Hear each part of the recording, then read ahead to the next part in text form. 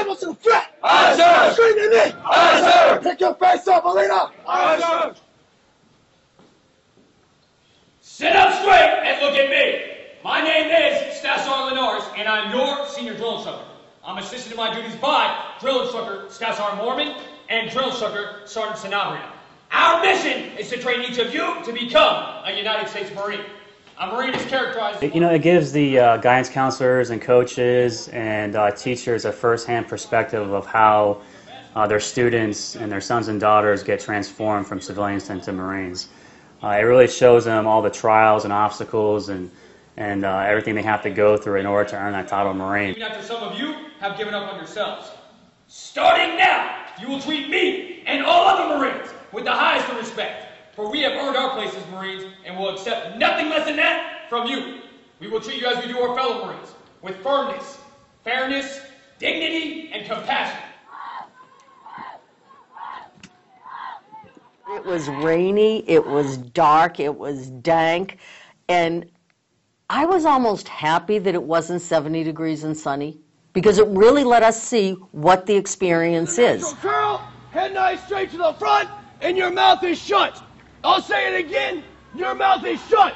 This is the only position from which you will speak to any Marine, sailor, or civilian personnel during your stay at Parris Island. I've never really been pro-military, so I wanted to get a new perspective and come down here with an open mind to learn a little bit more.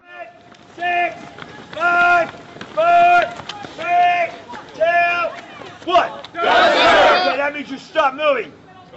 You! Back there, that means you stop moving. All you say, aye, sir. Aye, sir. Now, I'm not that young, so I was saying to myself, okay, I can get on the yellow footprints, I can probably get up and down or run back and forth, but I don't know how much of this I'm going to be able to do. So I was a little apprehensive that it was going to be really stressful. Yes, sir. Go. 10, 9, 8, 7, 6, 5, 4, 3. I think one of the most challenging things for me was coming into the unknown. I'm going to have you stand up and help me down. Okay. I'm not even putting any resistance. There's no more gravity here. Climbing up the 6 floors was, I said, okay, you've committed to this.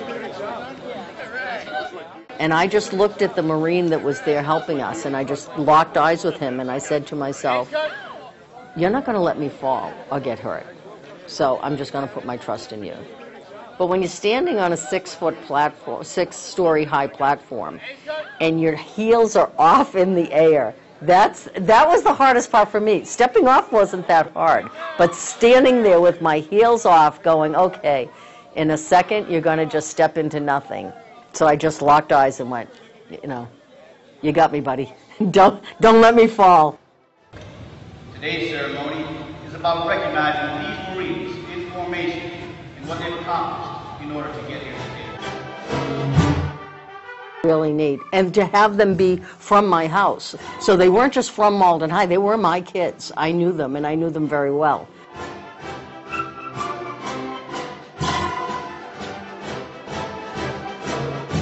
It was funny. I can still see their faces. They were just so shocked, like, what are you doing here? And they were crying. And that was really neat. It was just perfect. I was so pleased. You really need to talk to your recruiter. There's some wonderful benefits about going into the military and into the Marines especially. But you need to know yourself. You can't go there and find yourself there. You need to know yourself before you get there. You know, the guidance counselors and the coaches and the teachers, you know, they're the individuals in their communities that are, you know, definitely guiding those students. To have them be able to understand what the Marine Corps is all about, what we stand for, and what we can do for their students is huge. Go, Robert!